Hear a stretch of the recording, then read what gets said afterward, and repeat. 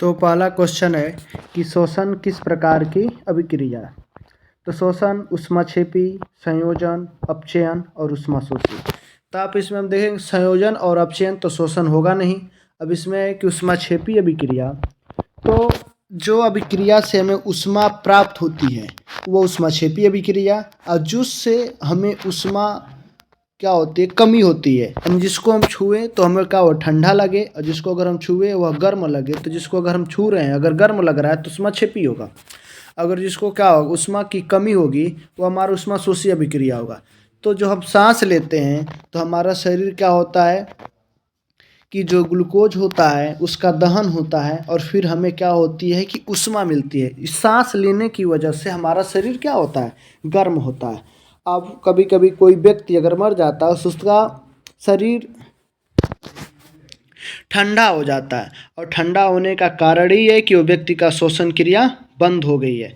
तो इस प्रकार इसका सही आंसर होगा ऊष्माक्षेपी अभिक्रिया। जो ऊष्माक्षेपी अभिक्रिया है यह क्या है, राइट आंसर है। चलिए इसका हम उत्तर देखते हैं।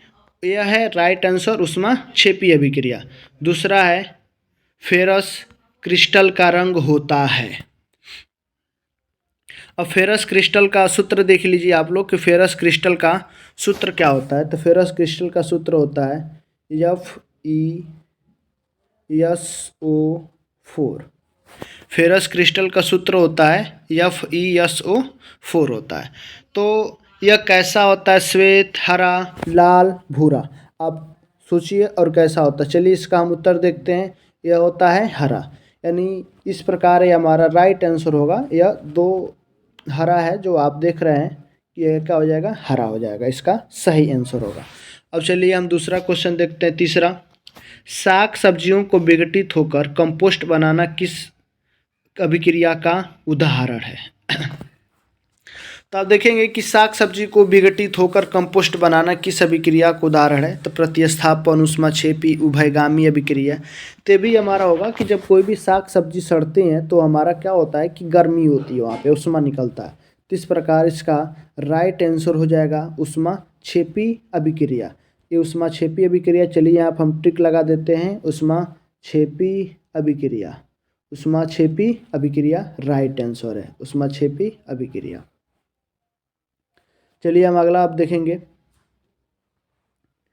लाल तप्त आयरन पर जलवाष्प प्रवाहित करने पर कौन सा यौगिक प्राप्त होता है।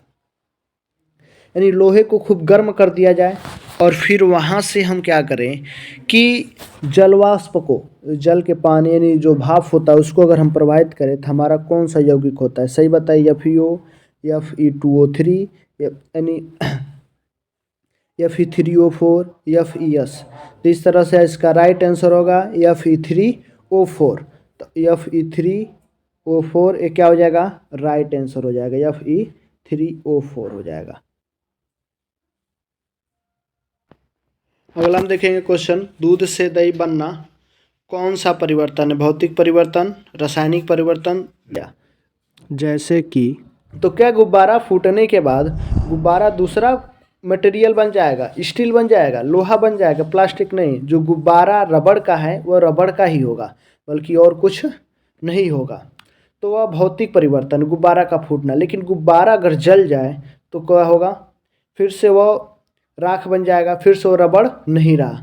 तो हमारा क्या हो गया, उसमें रासायनिक परिवर्तन। उसी तरह है, दूध से दही बन गया तो फिर से वो दूध जो है उसका पूरा कंपोजिशन चेंज हो गया। तो इस तरह से हमारा दूध से हम फिर, यानी जो दही है, दही से हम फिर से दूध नहीं बना सकते। तो इस तरह हमारा दूध से दही बनना रासायनिक परिवर्तन होगा। चलिए इसका देखते हैं, राइट आंसर रासायनिक परिवर्तन। ठीक, अगला हम देखेंगे, निम्नलिखित में से कौन सा पदार्थ बिना ज्वाला के साथ जलती है। अब हम इसमें देखेंगे कि कौन सा, मोमबत्ती, केरोसिन, कोयला, मीथेन गैस। अब आप देखेंगे कि ये बहुत इंपॉर्टेंट क्वेश्चन है कि कौन सा ऐसा पदार्थ है जिस ज्वाला के साथ नहीं जलता है, यानी उसमें लौ नहीं आता। जैसे आप देखे होंगे कि लकड़ी उकड़ी जलाते हैं तो उसमें क्या होता है कि कुछ ज्वाला, चाहे पुआल उवाल जलाते हैं तो उसमें से क्या होती है, ज्वाला उत्पन्न होती है। लेकिन इसमें कह रहा है कि कौन सा ऐसा पदार्थ है जो ज्वाला के साथ नहीं जलता है। तो मोमबत्ती, आपने देखा कि मोमबत्ती में क्या होता है, ऊपर लौ निकलता है। केरोसिन, केरोसिन में निकलता ही है। कोयला और मीथेन गैस। तो मीथेन गैस में भी हमारा गैस है, तो भी उसमें भी क्या होता है कि ज्वाला के साथ जलता है, लेकिन कोयला ऐसा है कि वो ज्वाला के साथ नहीं जलता। वो लाल जब जलेगा तो लाल हो जाएगा और उसी से क्या होगा, लौ निकलेगी। तो वो लौ उसमें से निकलती नहीं है, वो केवल उसमें से जो लाल होता है, जो रक्त तप्त के जैसे दिखाई देता है, उसी से हमें क्या होती है, ऊष्मा प्राप्त होती है। अब यहाँ पे समझ लीजिएगा कि जो गैस होते हैं, गैस देखेंगे कि जो गैस होगा, गैस और द्रव, गैस और द्रव जो भी होंगे वो ज्वाला के साथ जलेंगे। लेकिन अब ठोस की जब बात आती है, तो जो ठोस होगा वह कुछ जो गैस में या द्रव में परिवर्तित हो सकेंगे, वो क्या होंगे, ज्वाला के साथ जलेंगे। लेकिन कुछ ऐसे होंगे कि जो गैस या द्रव में परिवर्तित नहीं हो पाएंगे, हमारा क्या होगा, ज्वाला के साथ नहीं जलेगा। तो इस तरह जो हमारा कोयला होगा, इसका यानी बिना ज्वाला के साथ जलने वाला जो पदार्थ है, उसका राइट आंसर कोयला होगा। ठीक, अब आगे हम देखते हैं 9वां क्वेश्चन। आलू चिप्स की थैली में कौन सी गैस भरी रहती है?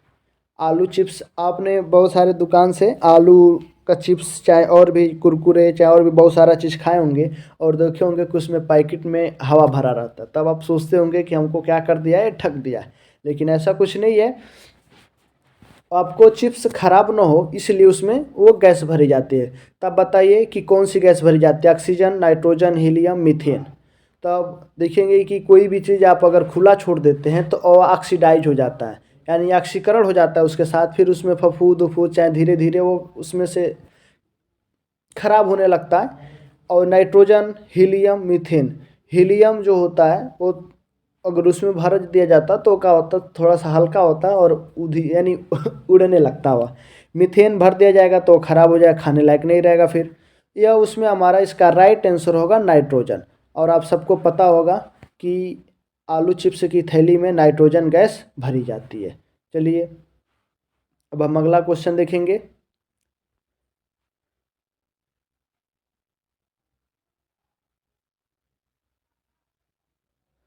अब हम देखेंगे सिल्वर क्लोराइड AgCl का रंग होता है, कैसा होता है, श्वेत, हरा, लाल, भूरा। तो इसका होता है श्वेत होता है। इसका जो सिल्वर क्लोराइड होता है AgCl, इसका जो कलर होता है वह श्वेत होता है। कैसा होता है, श्वेत होता है। चलिए, मैग्नीशियम फीता को जलाया जाता है तो उत्पन्न आग की लौ होती है, कैसी होती है, पीली, नीली, चमकीली, उजाला या लाल। तो आपको देखे होंगे, आपने स्कूल में प्रैक्टिकल करवाया होगा तो देखे होंगे कि जब मैग्नीशियम फीता को जलाया जाता है, रिबन को, तो उसको पहले रगड़ लिया जाता है, फिर उसको जलाया जाता है। जब उसको जलाया जाता है तो चमकीली उजाला के साथ क्या करती है, वह जलती है।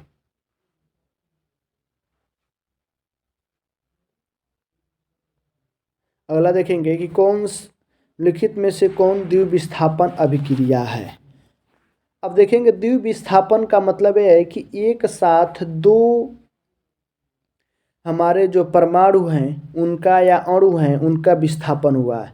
तो हम देखेंगे पहला तो दो है, तो पहला ही हमारा संयोजन अभिक्रिया हो गया।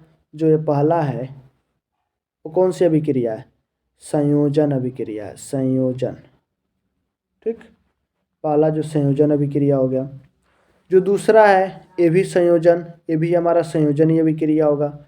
तीसरा भी हमारा संयोजन ये अभिक्रिया हो गया। अब पूछ क्या रहा है हमारा कि द्विविस्थापन अभिक्रिया कौन सी। तो इसमें बच गया एक ही AgNO3 और एओसेल। तो आप देखेंगे कि AgNO3 है, Ag के साथ क्या है, NO3 है।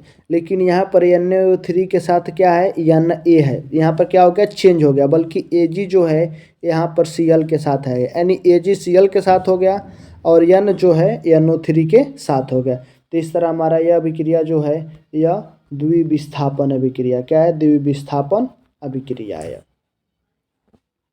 अब हम देखेंगे अगला ZnCuSO4 ZnSO4, यानी Zn CuSO4 से क्रिया करके ZnSO4 से अभिक्रिया किस प्रकार की अभिक्रिया है। संयोजन हो नहीं रहा है क्योंकि यह दो है। विस्थापन, द्विविस्थापन, वियोजन। वियोजन अभिक्रिया में क्या होता कि जैसे कि वियोजन अभिक्रिया में हमारा यह हो जाता कि HCl, ठीक, जब टूट जाता किस में, H2 + Cl2 में, जब ये हमारा टूट जाता तब हमारा क्या होता, वियोजन अभिक्रिया होता। लेकिन यह कह रहा है कि ZnC ये हमारा 2 है और 2 ही बना हुआ है, तो द्विविस्थापन नहीं बल्कि हमारा अभिक्रिया होगी विस्थापन अभिक्रिया होगी। इसका राइट आंसर होगा विस्थापन अभिक्रिया। अगला है 13, लौह चूर्ण पर तनु या हाइड्रोक्लोरिक अम्ल डालने से क्या होता है। अब देखेंगे कि जो हमारा Fe है, Fe पर हम क्या करें, HCl डाल दें, HCl, तो क्या बनेगा। आपको पता है कि धातु अम्ल से क्रिया करके क्या बनाते हैं, तो हाइड्रोजन गैस, देखिए इसमें कोई नहीं है तो पहला हाइड्रोजन गैस, तो ये राइट आंसर होगा। तो हमारा बन जाएगा, बनेगा क्या देख लीजिए अभी, ये हमारा बन जाएगा Fe, ये बन जाएगा FeCl3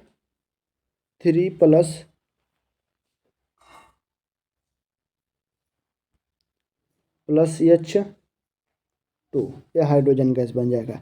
इस तरह आप देखेंगे तो हमारा उसका राइट आंसर कौन सा होगा, पहला होगा, यानी हमारा यह पहला सही है, राइट आंसर 1 होगा। चलिए अगला देखते हैं कि लोहा को जिंक से लेपित करने की क्रिया क्या कहलाएगी। अब लोहा जो है, एक लोहा की परत है, जैसे आप देखेंगे कि यह एक लोहा है, ठीक, यह लोहा है पूरा, और लोहे के ऊपर एक परत चढ़ाई जाए, क्या चढ़ाया जाए, एक परत चढ़ाए क्यों जा रहा है, कि लोहे को सुरक्षित किया जाए, कि लोहा कभी खराब न हो। तो आप इसको क्या कहेंगे, गैल्वेनीकरण, पानी चढ़ाना, विद्युत अपघटन, संक्षारण तो आप जान रहे हैं कि क्या होता है कि और इसका आंसर होगा, सही आंसर गैल्वेनीकरण। यानी लोहे पर जिंक की परत चढ़ाई जाते हैं तो जिससे लोहे का संक्षारण नहीं होता है, तो इसीलिए हम इस अभिक्रिया को, यानी इस क्रिया को हम क्या कहेंगे, गैल्वेनीकरण कहेंगे।